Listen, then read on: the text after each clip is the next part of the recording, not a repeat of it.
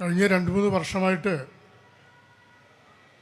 ഇസ്രായേലിൻ്റെ ക്രൂരവും നിഷ്ഠൂരമായ അധിനിവേശത്തിൻ്റെ പശ്ചാത്തലത്തിൽ ഇന്ത്യയിലുടനീളവും ലോകത്തുടനീളവും പ്രത്യേകിച്ച് നമ്മുടെ കേരളത്തിൽ ഒരുപാട് ഇതുപോലെയുള്ള പ്രതിഷേധ സംഗമങ്ങൾ നടന്നിട്ടുണ്ട്.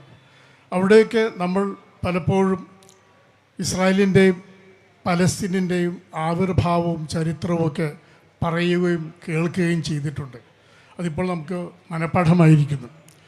ഇപ്പോൾ നമ്മൾ എത്തി നിൽക്കുന്ന ഈ ഘട്ടം ഒരുപക്ഷെ നോബൽ സമാധാന പുരസ്കാര പ്രഖ്യാപനത്തിനും തൊട്ട് മുമ്പ് തട്ടിക്കൂട്ടിയ ഒരു താൽക്കാലിക വെടിനിർത്തൽ എന്നത് വലിയൊരു ചതിയാണ്, വഞ്ചനയാണ് എന്ന് നമ്മൾ മനസ്സിലാക്കേണ്ടിയിരിക്കുന്നു. അതിൻ്റെ സൂചനകൾ അടുത്ത ദിവസങ്ങൾ തന്നെ നമുക്ക് കിട്ടിക്കഴിഞ്ഞു.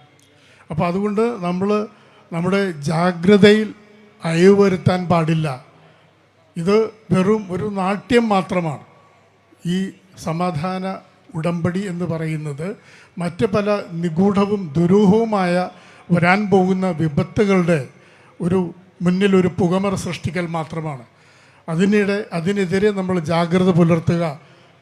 പലസ്തീൻ ജനതയ്ക്ക് വേണ്ടി നമ്മൾ എന്നും നിലകൊള്ളും. Free Palestine.